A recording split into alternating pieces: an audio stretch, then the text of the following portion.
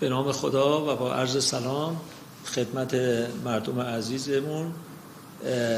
ما الان در هفته دیابت که تحت عنوان مبارزه با عوارض و درمان دیابت هستش قرار داریم. خدمتتون خواستم مطالبی رو به صورت مختصر در زمینه‌های مختلف در مورد دیابت عرض کنم. راجع به دیابت من اگه بخوایم به طور مفصل صحبت کنیم مطلب بیشتری رو، زمان بیشتری رو میطلبه، ولی چیزهایی، نکاتی که در واقع برای عموم مردم مفید باشه من خدمتتون عرض میکنم و اگر تخصصی تر نیاز بود بعداً در خدمت شما هستم. راجع به کلاً هر بیماری یک تعریف داره، یک تشخیص داره، یک درمان داره و عوارض داره. ما در مورد دیابت بخوایم خدمتون عرض کنیم، دیابت یک ترم کلیه، یک اصطلاح کلیه به علت افزایش گلوکوز ناشی از اختلالات متعدد متابولیکی که در بدن رخ میده که نمود اون به عنوان توی آزمایش به نام افزایش قند خون و دیابت مشخص میشه. پس دیابت یک بیماری خاص نیست، عوامل متعددی میتواند باعث این افزایش قند خون بشود که معمولاً طبق تقسیم بندی های اخیری که متون اندوکرینولوژی غدد در مورد این بیماری تدوین کردند، ما دیابت رو 4 قسمت تقسیم می‌کنیم به نام دیابت تیپ 1، دیابت تیپ 2 و دیابت غیر از انواع ناشی از تخریب سلول‌های پانکراس که اون خودش شامل دیابت ناشی از دارو، بیماری‌های غدد مترشحی برونریز لوزالمعده، بیماری‌های غدد دیگر، سندروم‌های ژنتیکی و بیماری‌های ارثی سوای از اون تیپ 1 و تیپ 2 میشه و 4مین تیپ هم یا نوع دیابت هم دیابت حاملگیه. در مورد این 4 نوعی که خدمتتون عرض کردم، اون چیزی که خیلی مبتلا به جهان امروزه و برای امروز رو به فزاینده هستش، من بخوام خدمتتون عرض کنم کلاً 3 مؤلفه هستش که اینها به هم میخورن و باعث نمود یا تظاهر بیماری به نام دیابت میشود. این 3 اختلال، یکی اختلال ترشح انسولینه، یه عده‌ای مقاومت به عملکرد انسولین دارن، یعنی انسولین ترشحش نرماله ولی نمیتواند که از اعمال انسولین اینه که گلوکوز را یا قند خون را داخل سلول میبره و باعث سوخت و ساز میشه. بنابراین اختلال در مقاومت به عملکرد دارن یا اینکه اصلا افزایش تولید گلوکوز دارن که اون هم بیشتر در ناحیه کبد رخ میده. دیابت تیپ 1 که من مختصری از اون براتون عرض میکنم، معمولا به علت اختلال ایمنی سلولهای بیتای پانکراس که یک سری سلولهای ترشح کننده انسولین بدن هستن می باشد که وقتی اونها به واسطه این اختلال ایمنی آنتیبادی بر علیه اونها ایجاد میشه و باعث رخداد دیابت تیپ 1 میشه که اینجا ما زیاد وارد فضای بحث دیابت تیپ 1 نمیشیم و اون چیزی که برای ما مهمه و معمولاً مبتلا به جوامع امروز به خصوص جهان سوم هستش دیابت تیپ 2. دیابت تیپ 2 بیشتر به علت نه تنها مختصری اختلال ترشح انسولین از سلولهای پانکراس مشابه تیپ 1 دارند، بلکه اختلال مقاومت به عملکرد انسولین در سلولها و همچنین اختلال سنتز گلوکوز یا تولید گلوکوز در کبد هم دارند. به اپیدمیولوژی یا همگیر شناسی این بیماری امروزه نسبت به 1985 یعنی حدود 30 سال پیش که حدود 30 میلیون فرد مبتلا به دیابت در جهان بوده به 415 میلیون نفر رسیده، یعنی یه چیزی 10 برابر شده در 30 سال اخیر. و از این ور اپیدمیولوژیست ها پیش بینی میکنن که در آینده تا 2040 یعنی 20 سال دیگر به حدود 700 میلیون نفر دیابتی در جهان اضافه شود. معنی و مفهوم این حرف اینه که مخصوصا در 35 سال اخیر دانشمندان دیدن که به طور خیلی فزاینده دیابت تیپ 2 در حال افزایشه و برای چرایی این به این نتیجه رسیدیم که این به علت، البته گرچه به علت تشخیص و بالا رفتن ارتقاء بهداشت کشورها و سنجش قند خون و اینها بیشتر در واقع اسکرین غربالگری می شود، اما بیشترین علتش مصرف زیاد مواد قندی و در کنار آن بی حرکتی و عدم فعالیت‌های ورزشی هستش. یک چیزم خدمت شما من عرض کنم که یه موقعی تا چند سال پیش 7مین علت مرگ در جهان شامل حوادث، سرطان‌ها، قلبی عروقی و همه جنگ‌ها و همه اینها 7مین علت مرگ در جهان دیابت بوده و امروزه پیش بینی میکنن که اون موقعی که اینو نوشتن 5 سال پیش بوده و الان دیگه حتما شده 5مین علت مرگ در جهان دیابت باشه و یه چیزی حدود 285 هزار میلیارد دلار یا 14.5% بودجه بهداشتی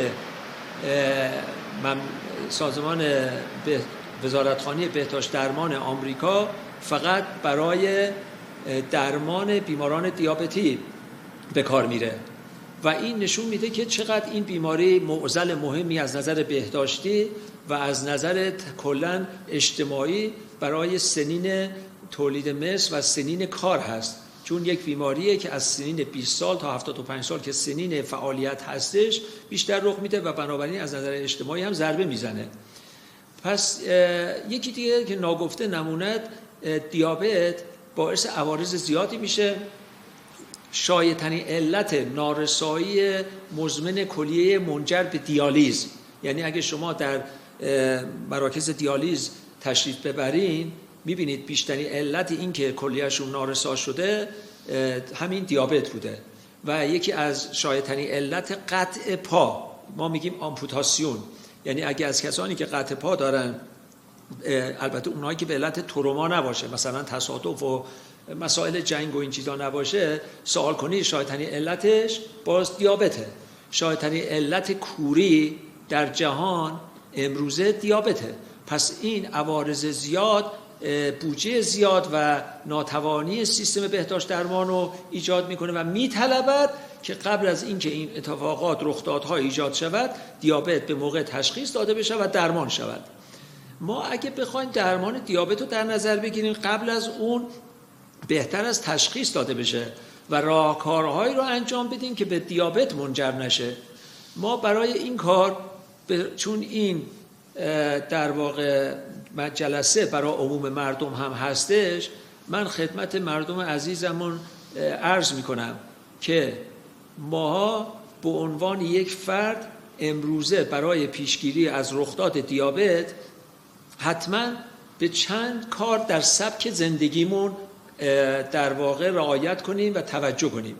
یکی از مسائل خیلی مهم در سبک زندگی جلوگیری از افزایش وزن یا چاقیه و دوم عدم مصرف مازاد مواد غذاییه و سوم عدم بی حرکتی، یعنی فعالیت روزانه ورزشی در یه حدی که من بعداً در خدمتتون مقدارشو میگم داشته باشیم. این برای فردی که دیابت نداره، برای اینکه جلوگیری کنه و هر چند سال یک بار، حالا حتی میگن هر 3 سال یک بار، اونایی که سوابقشو دارن، مثلا اگه خانم سابقه دیابت بارداری داره، بچه بیش از 4 کیلو در زایمانشون خداوند بهشون هدیه کرده، یا اینکه خانوادهشون دیابت داشتن که خدمتتون عرض کردم، خودش چاقه، نمیدونم چربیشون بالای، اینها هستش، اینها که باید حتما بعد از 25 سالگی هر 3 سال اقلا قند رو چک کنن و این قند که چک میشه ما در 3 مرحله قرار میگیریم. یا دیابت نداریم که اگه قندمون ناشتامون زیر 100 باشه میگیم دیابت نداریم، ولی باز رعایت وزن رو میکنیم، رعایت فعالیت ورزشی رو میکنیم، رعایت عدم مصرف مازاد غذایی رو میکنیم که یک روزی گرفتار نشویم. ولی حالا فرض کن قند ما بین 100 تا 125 اومد ناشتا. اگر این اومد ما نه سالمیم از نظر دیابت، نه دیابت داریم، مرحله پیش دیابت هستیم. در این مرحله پیش دیابت برای اینکه مبتلا نشیم به اون فعالیت‌های ورزشی و عدم رعایت مواد غذایی قندی و جلوگیری از چاقی یا اگه چاق شدیم کاهش وزن توجه بیشترتری می‌کنیم. و اگر قند ما ناشتامون بالا بود، دوبارم تکرار شد بالا بود، یعنی بالای 125 رو، که اینجا دیگه دیابت داریم و وارد درمان و مباحث دیگه میشیم. خدمت شما عارضم برای اینکه ما خدمتون عرض کردم کاهش بروز دیابت در جامعه و نزدیکانمون بتونیم داشته باشیم، باید چند تا مؤلفه رو رعایت کنیم. یکی مواد غذاییه. اینجا در دیابت مثل قدیم نیست که بگن حتما فلان ماده غذایی مصرف نشه. مهم اینه که ما کالری یا میزان مواد غذایی بیش از نیاز بدنمون استفاده نکنیم. یعنی مثلا حالا اونو کارشناس تغذیه به ما مثلا فرض کنید میگه مثلا شما 3000 کیلوکالری در روز نیاز دارید و ما بیشتر از اون مصرف نکنیم. اما به طور عمومی برای مردممون بگم، من خودم پیشنهاد میکنم حتی یک فرد سالم سعی کنه مواد قندی سهل الهضم مثل شکر و چیزهایی که با شکر تهیه میشه، مثل آبنبات‌ها، مثل غذاهای شیرین شده توسط شکر، مثل حالا در واقع شیر برنج یا شل زرد، حلوا، اینجور چیزها رو که مواد غذایی داره کمتر مصرف کنیم. و مخصوصا آب میوه ها. مخصوصا امروزه با این ابتلا به کووید، چون کووید یا کرونا باعث تشدید یا ایجاد یا رخداد دیابت میشه، یعنی کسی که دیابت داره رو در واقع بروز میده، جلو میندازه و خیلی از کوویدیا اینجوری متوجه شدن که باید حتما آب میوه بخورن. خود این آب میوه ها سرشار از مواد قندیه و اگر قرار میوه رو من نمی کنم، نگید دکتری عقبور گفت میوه ممنوعه. میوه خیلی مفیده، ولی میوه به صورت خودش یا اگه نمیتونه سالمندیه، نمیتونه قابل جویدن نیست براش، به صورت پوره و به صورت با الیافش مصرف بشه. بنابراین خدمتون خلاصه بگم، یک، مصرف مواد غذایی سهل الهضم رو مصرف غذایی قندهای سهل الهضم که زود قندشون وارد گردش خون میشه و باعث تجمع در خون و ایجاد دیابت میشه، که شامل قند ساده، شکر ساده، شربت‌ها، مرباها، آبنبات‌ها، شیرینیجات مخصوصاً و آب میوه. خود آب میوه، نه میوه، به نظر من باید کم بشه مصرفشون و در کنار اون مواد غذایی چرب رو تا جایی که میتونیم از زندگی روزمره‌مون کم کنیم، مخصوصاً غذاهایی که با روغن سرخ کردنی های جامد تهیه میشه و مصرف چربیجات همراه گوشت، حتی مصرف چربی های زیاد همراه کره، مارگارین و خامه، سرشیر، اینها رو در واقع کم کنیم. و در کنار این کار یکی از چیزهای مهم که من حیفم میاد نگم در ورزشه. ببینید دنیای امروز بی حرکتی شده. من حتما با وجودی که جای پارک گیر نمیاد باید ماشینم در مغازم پارک بشه. خب اگر آدم یک کم ماشین رو پایین‌تر پارک کنه، یک 4 تا قدم با عضلاتش راه بره، به نفعشه و برای آیندهشون خوبه. تواناییشو در ایستادن و در سن بالا از سقوطش جلوگیری میکنه، عضلاتش قوی میشه و در این حال باعث سوخت و ساز گلوکوز و ورود آنها به عضلات میشه. پس بنابراین من توصیه میکنم ورزش منظمی داشته باشن. من اینجا 2 توصیه دارم. یکی برای کسی که دیابت نگرفته که دیابت نگیره، که به اون میگم ورزش کن و وزن تو نرمال کن. ولی اونی که دیابت داره و مرحله بعد دیابت، اینو بهش میگم حتما باید 5 تا 7% وزن بدن تو کم کنی که باعث بشه میزان دارویی که ما بخوای بهت بدیم یا اگه قراره با قرص کنترل نمیشی انسولین بدیم به اون مرحله نرسی. در واقع با ورزش مرتب که اون ورزش هم مقدارش معمولاً بیشتر ورزش هوازی رو من نظرم هست. البته ورزش بی هوازی مثل وزنه برداری و اینها با وزنه‌های سبک به صورت خرد در کنار ورزش هوازی خوبه، ولی ورزش هوازی عامه مردم بدونن که ورزش‌هایی که ضربان قلب رو خیلی بالا نمیبره. مثلا یه دفعه بری یه فوتبال سنگین بازی کنی یا وزنه بکشی یا کشتی بگیری یا بوکس کار کنی، اما ورزشی که مثلا حد اکثر 30-40% ضربان قلب تو از اون حالت عادی بیشتر کنه، که بیشتر من پیاده روی رو که هم ارزونه و همه جا میشه انجام داد پیشنهاد میکنم حدود 30 دقیقه، که اون هم حالا بعضیا با تردمیل، بعضیا تو بیرون، بعضیا امکاناتش رو دارن دوچرخه سواری، اسکی، بازم اینها هستش، ولی از همه بهتر پیاده روی ساده است. پیاده روی یکم تند، اول با 10 دقیقه اول آهسته و 10 دقیقه بعد مثل هواپیما که بلند میشه در اون بالا 10 دقیقه سریع و بعد 10 دقیقه آخرم آهسته ورزش رو، حرکات قدمات رو کم میکنی و به حالت طبیعی میرسونی. من توصیه میکنم 30 دقیقه در روز و 5 بار در هفته، اونم نه هر روز، این ورزش رو داشته باشن. رژیم غذایی هم که خدمتتون عرض کردم. و کی این ورزش انجام بشه؟ این سوال رو خیلی ها میکنن. بهتره برای دیابتی ها 2 ساعت بعد از غذا خوردن باشه که افت قند پیدا نکنن، معمولا عصرها یا ساعت 10-12 و اون هم همین خدمتتون عرض کردم نیم ساعت بیشتر نباشه. و یه چیزی که دیگه این خیلی همه مردم میدونید و نیاز به گفتن نیست، عدم استعمال دخانیات خیلی مهمه که باعث میشه که عوارض قلبی عروقی دیابت بسیار بسیار کمتر بشه. در اینجا من یه چیزی هم خدمتتون عرض کنم، خیلی مردم عادی فکر میکنن فقط با قند کافیه. امروزه برای کنترل دیابت یا درمان دیابت غیر از خود قند مسئله چربی ها هم مهمه و باید درمان به شکلی باشه که چربی خون و فشار خون بیمار نیز کنترل شود. خدمت شما عرضم راجع به درمان دیابت به طور خلاصه من بخوام بگم، خب این دیگه به عهده بیمار نیست. بیمار وقتی متوجه شد رعایت رژیم غذایی و ورزش و عدم استعمال دخانیات رو انجام داد و بعد از اون باید تحت نظر پزشک باشه. حالا خود بیمارم یه وظایفی داره. امروز دیابت و مثلا دیابت تیپ 1 رو دیگه به مرور باید به خود بیمار آموزش بدیم که خودش نحوه سنجش قند خون به وسیله دستگاه گلوکومتر رو یاد بگیره و خودشون قنداشون رو اندازه بگیرن که نیاز نباشه برای اندازه‌گیری قند خون آزمایشگاه برن و هزینه آنچنانی داشته باشه. حالا وقتی که به پزشک مراجعه کردن، معمولا دیابت تیپ 2 مثل تیپ 1 نیست. تیپ 1 چون انسولین ندارن خدمتتون عرض کردم، اینها از اول باید انسولین شروع کنن. دیابت تیپ 2 که مبتلا به کشورها و مخصوصا خاورمیانه خودمون هستش، نیاز در قدم اول غیر از اون رعایت‌های سبک زندگی با قرص شروع کنیم.